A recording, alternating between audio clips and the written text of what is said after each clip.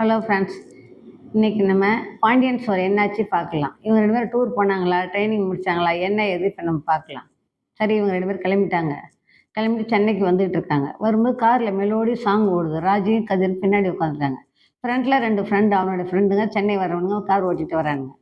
பாட்டு போட்டோடனே பாட்டை பார்த்து 2 பேரும் ஒருத்தர் ஒரு ரொமான்டிக்காக பார்த்துட்டே இருப்பாங்க 2 பேரும். என்ன அப்படின்னு கேட்பான் கதிர். ஒன்றும் இல்லை அப்படி சொல்லுவார் ராஜு. ஒன்று சரி தூங்குறேன்னா நீ தூங்கு அப்படி சொல்லுவான். எனக்கு தூக்கம் வரல, நான் முடிச்சுட்டே இருப்பேன் அப்படி சொன்னார். சரி இன்னும் முடிச்சுட்டு வேடிக்கை பார்த்துட்டே ஒரு பாட்டு பாடி ஓடிட்டே இருக்கும். அப்புறம் கொஞ்ச நேரம் இன்னும் தூங்கிடுவான். அவன் தோல்லையே படுத்து தூங்கிட்டுப்பான். இவனுக்கு ஒரு மாதிரி இருக்கும், ரொம்ப நாள் கழிச்சு இப்போ தானே மேலே சாயிறாளேன்னு சொல்லி. சரி அதை பார்த்துட்டே அப்படியே வந்துடுவாங்க. அப்புறம் கொஞ்ச நேரம் கார் பிரேக் போட்டோடனே டக்குன்னு மடியில் அப்படி கீழே விழுந்துருவா. விழுந்து மடியில் படுத்து தூங்கிட்டே இருப்பான். சரி தூங்கட்டும் அப்படி சொல்லி விட்டுருவாங்க. இவங்க அப்படியே வந்து செங்கல்பட்டு வந்துட்டாங்க. செங்கல்பட்டு வந்தோடனே அந்த 2 பேரும் இறங்கி போயிடுவாங்க. இவங்க 2 பேரும் காரில் உட்காந்துட்டே வருவாங்க. எங்கே உங்கள் ஃப்ரெண்டு தூங்கி எழுந்துச்சி கேட்பா. அவங்க ஃப்ரெண்டெல்லாம் எங்கே காணும் அப்படி கேட்பா. அவங்க வந்த வேலையை செங்கல்பட்டு வந்தாங்க, போயிட்டாங்க. அவங்க நம்ம பார்த்துட்டு போகலாம் அப்படி சொல்லுவான்.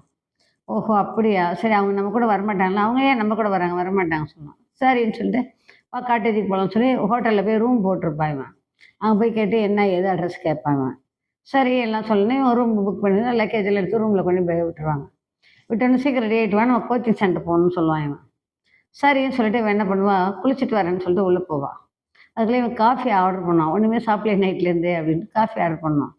சரி காஃபி கொண்டாந்து கொடுப்பான். அதுக்குள்ளே இவன் குளிச்சுட்டு வருவா. குளிச்சுட்டு வந்து தலையை தொட்டி ட்ரெஸ் மாற்றிட்டு கண்ணாடியில் நின்று மேக்கப் பண்ணிகிட்டே இருப்பான் இவன். அவன் அப்படியே வச்ச கண் வாங்காமல் பார்த்துட்டே இருப்பான் இவன். ரொம்ப நாள் கழிச்சு பார்க்குறோம்ல இவ்வளோ நெருக்கத்தில் அப்படின்னு அவனுக்கு ஒரு சந்தோஷமாக இருக்கும், ஒரு இதாக இருக்கும். ஆனால் அவள்கிட்ட சொல்லவும் முடியல. சொன்னால் தப்பாக நினச்சி போலும் அப்படின்னு அப்படி ஒரு எண்ணம். சரின்னு சொல்லிட்டு பார்த்துட்டே இருப்பான். அவள் அங்கேருந்து பார்த்து வந்து காஃபி ரெடியாக என்ன யாரோ வந்தாங்களேன்னு கேட்பா. இல்லை காஃபி தான் கொண்டு வந்தாங்க அப்படிமா. சரின்னு சொல்லிட்டு வாங்கி உட்காந்து ஊற்றி குடிப்பாங்க 2 பேரும். அவனையே பார்த்துட்டே இருப்பான் அவன். என்ன அப்படி பார்க்குறோன்னா, இன்னைக்கு நீ ரொம்ப அழகாக இருக்க அப்படி சொல்லுவான் கதிர் சொல்லுவான். இவன் அப்படியே பார்த்துட்டே 2 பேர் இருப்பாங்க. சரின்னு இருக்கும்போது மனசுக்குள்ளே ஓடும், நம்ம ட்ரைனிங் முடிச்சு ஆஃபீஸ் வேலைக்கு சேர்ந்து இவ போலீஸ் ஆகிட்டு வருவாளா இவனும் பிஸ்னஸ் நல்லா முடிஞ்சு வருவானா, வீட்டில் என்ன கதையாகும், அதுக்குள்ளே அவங்க அப்பா என்ன பண்ண போகிறாரு, இதெல்லாம் நமக்குலாம் ஒரு எதிர்பார்ப்போடு இருக்குது. மயில் மறுபடியும் இவங்க வீட்டில் வந்து சேருவாங்களா அப்படின்னு ஒரு எதிர்பார்ப்பு. இதுக்கு நடுவில் இவங்க 2 பேரும் போலீஸ் ஆகிட்டு சைரன் வச்ச ஜீப்பில் வீட்டுக்கு வருவாளான்னு, எதிர் வீட்டுக்காரங்க என்ன ஆவாங்கன்னு அது தெரியல. அரசியோட லைஃப் எப்படி மறுபடியும் குமாரோட சேர்ந்து வாழ்வாளா அப்படிங்கல. அவளை எதிர்பார்ப்புகளோடு நம்ம எதிர்பார்த்துட்டு இருக்கோம். ஆனால் இந்த கதை எப்படி முடிப்பாங்கன்னு நமக்கு தெரியல.